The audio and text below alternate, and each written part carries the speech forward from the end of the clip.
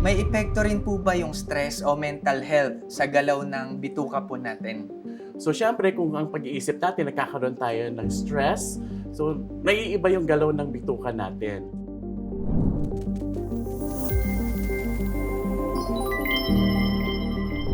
Kabarangay Belkens, welcome na naman sa ating isang talakayang puno ng impormasyon at usapang tunay dito sa Real Talk with Doc. Ako po si Dr. Jeffrey Santiago at ako ang makakasama nyo ngayon.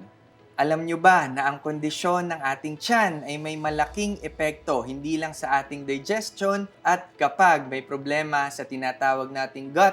Kaya ngayong araw, pag-uusapan natin ang tungkol sa gut health and motility. Para mas malinawan tayo sa paksang ito, makakasama natin ang isang eksperto sa gastroenterology. Mga kabarangay BK, ipinapakilala ko sa inyo si Dr. Jason Roque. Ikinagagalak kong makasama kayo at maibahagi ang kaalaman tungkol sa pangangalaga ng ating tiyan at bituka. Welcome po, Doc Jason. Pero simulan na po natin kagad yung tanungan. Marami pong mga Pilipino yung nakararanas ng madalas na constipation, pananakit ng tiyan, o kaya naman po ay diarrhea. Ano po ba yung mga kadalasan na problema sa motility na nararanasan ng mga kababayan natin? Dr. Jeffrey, bago natin sagutin about motility disorders, kailangan muna natin alamin kung ano yung basics ng digestive system. So basically yung digestive system, syempre ito yung organ na tumutulong panunaw na ating mga pagkain para magkaroon ng enerhiya sa ating katawan.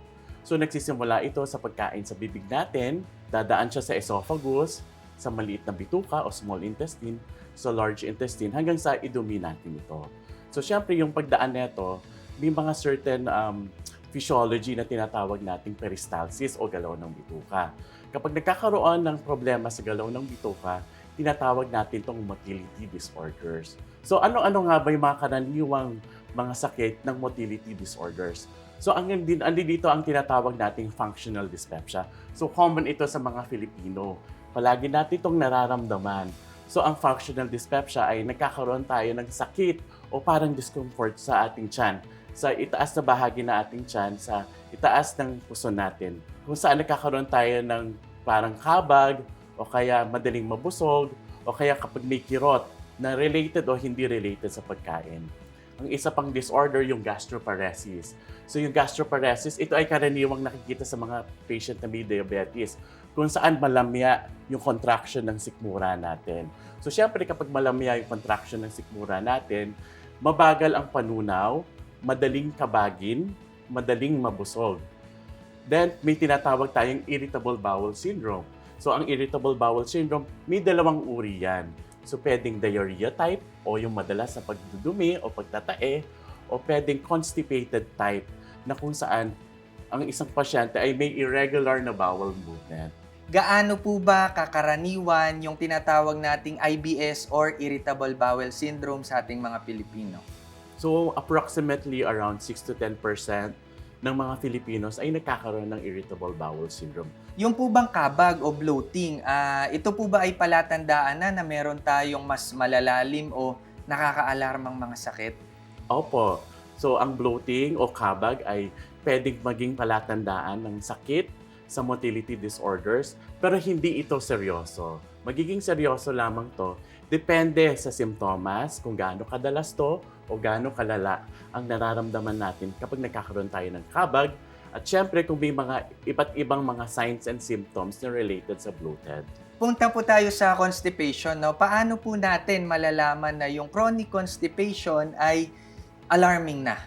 So kapag nagkakaroon tayo ng hirap sa pag-iri o kapag nagsistrain tayo, so maaari itong constipation, o kaya kapag matagal tayong nakaupo sa CR na gusto-gusto natin, pinipilit natin siyang ilabas. So constipation din to.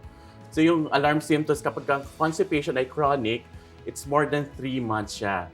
So syempre, titingnan natin yung character ng pagdumi. So kung ito ay may dugo, syempre alarming siya. So kailangan magpa-check up tayo. Pangalawa, kung nagkakaroon tayo ng pagbabawas ng timbang. So kapag nagbabawas ng timbang, baka may ibang underlying cause kung bakit ka nababawasan ng timbang. Pangatlo, kung parang may nakabara sa puwit natin o parang may nakaharang, so feeling mo kapag nakaupo ka, hindi mo siya mailabas dahil may nakaharang sa puwet natin. And then at the same time, kung merong mga family history ng colon cancer.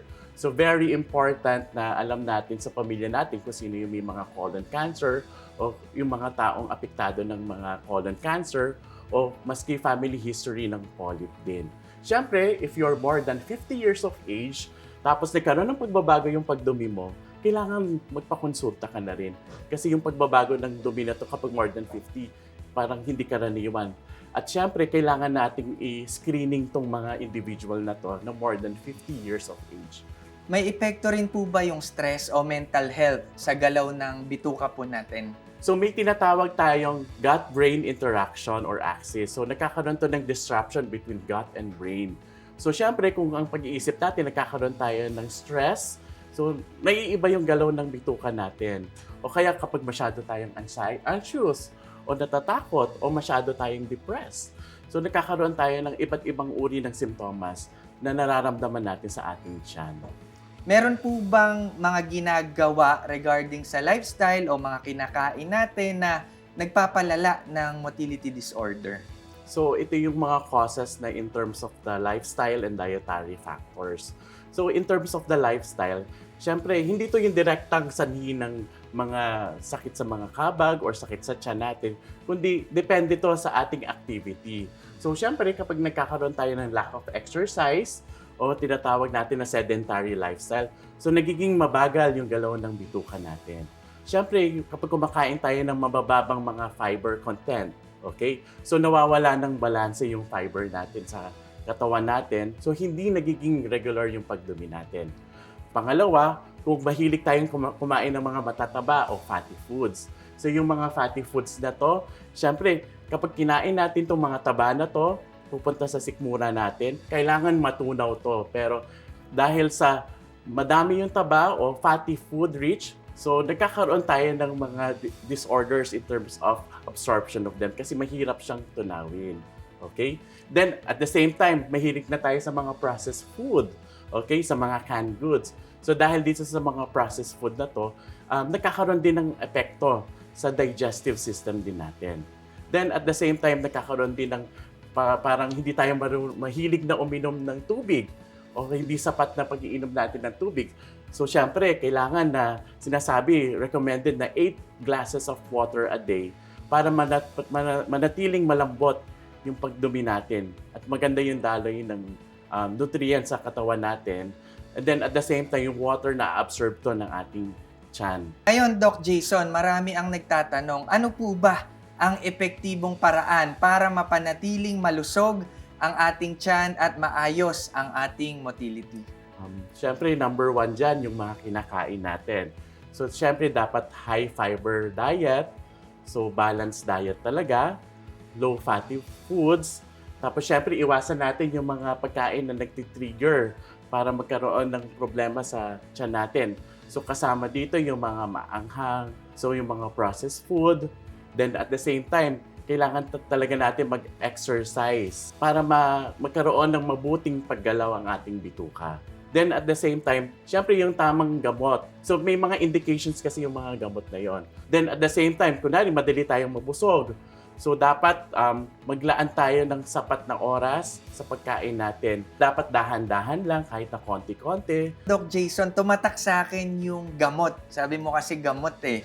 Totoo po ba na yung probiotics is may naitutulong sa ating gut health?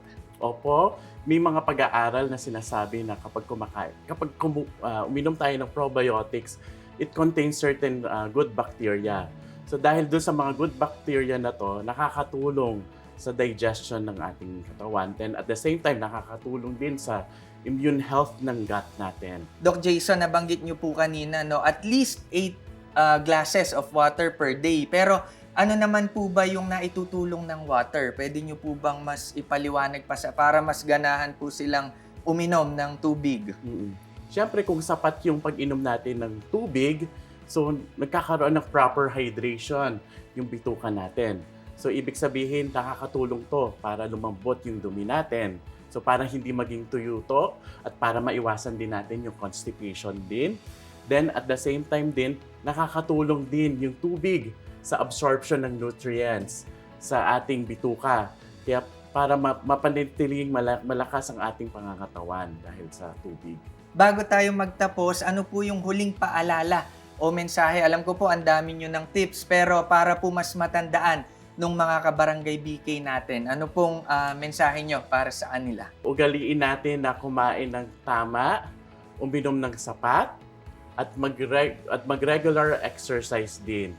So dahil ang isipin natin, huwag natin baliwalain ang ating tiyan at bituka.